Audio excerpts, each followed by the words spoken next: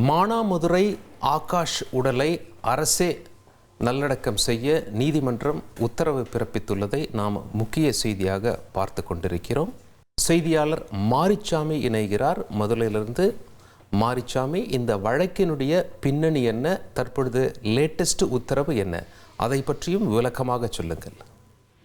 மானாமதுரை ஆகாஷின் உடலை அரசே அடக்கம் செய்வதற்கு உயர் நீதிமன்ற மதுரை அமர்வானது உத்தரவு பிறப்பித்திருக்கிறது. அவரது உடலை மதுரை மாவட்ட ஆட்சியர், மதுரை மாநகராட்சி ஆணையாளர், மதுரை அரசு ராஜாஜி மருத்துவமனை டீன் முதல்வர் மற்றும் பிற அனைத்து தகுதி வாய்ந்த அதிகாரிகளும் சேர்ந்து கண்ணியமான முறையில் நல்லடக்கம் செய்வதற்கு உடனடி நடவடிக்கைகளை எடுக்க அனுமதிக்கப்பட்டு அறிவுறுத்தப்படுகிறார்கள் என உயர்நீதிமன்ற மதுரை அமர்வின் நீதிபதி விக்டோரியா கௌரி தனது உத்தரவில் குறிப்பிட்டிருக்கிறார். இந்த வழக்கின் பின்னணி பார்த்தோமானால், அதாவது 100 நாளைக்கு மேல் இந்த மானாமதுரை ஆகாஷின் உடலை வாங்காமல் அவருடைய பெற்றோர், அவருடைய உறவினர்கள் மற்றும் சமுதாய அமைப்பினர் சேர்ந்து ஒரு தொடர் போராட்டத்தை நடத்தி வந்து கொண்டிருக்கிறார்கள். இந்த தொடர் போராட்டத்தை முடிக்கும் பொருட்டு நேற்று இந்த வழக்கானது உயர்நீதிமன்ற மதுரை அமர்வில் தொடர் விசாரணையில் இருந்து கொண்டிருந்தது. நேற்று விசாரணைக்கு வந்தது.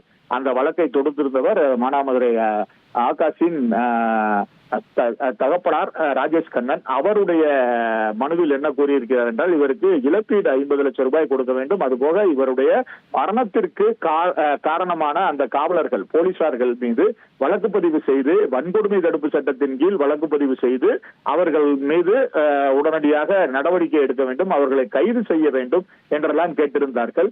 அந்த வழக்கு தொடர் விசாரணையின் போது, தொடர் விசாரணையில் நேற்றைய விசாரணையில் உடனடியாக உடலை வாங்கி முதலில் நல்லடக்கம் செய்யுங்கள், அதன் பின்பு என்னவென்று வழக்கு விசாரணையில் பேசிக் கொள்ளலாம் என நீதிபதி விக்டோரியா கௌரி கூறியிருந்தார்கள். அப்படி நீங்கள் உடலை வாங்க மறுத்தால் அதன் மேல் நடவடிக்கை உடனடியாக காவல்துறை மூலமாக நல்லடக்கம் செய்ய ஏற்பாடு செய்யப்படும் என கூறியிருந்தார். ஆனால் இன்று வரை அந்த போராட்டம் தொடர்ந்து கொண்டிருந்தது.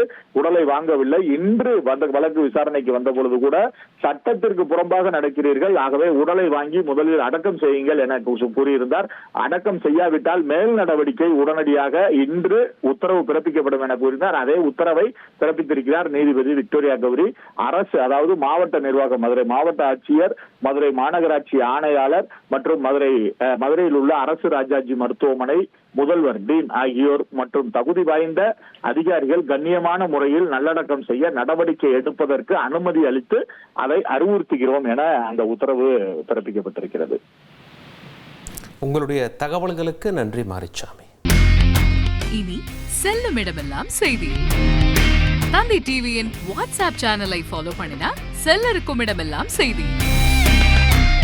இதோ QR கோட், இப்பவே ஸ்கேன் பண்ணுங்க, ஃபாலோ பண்ணுங்க.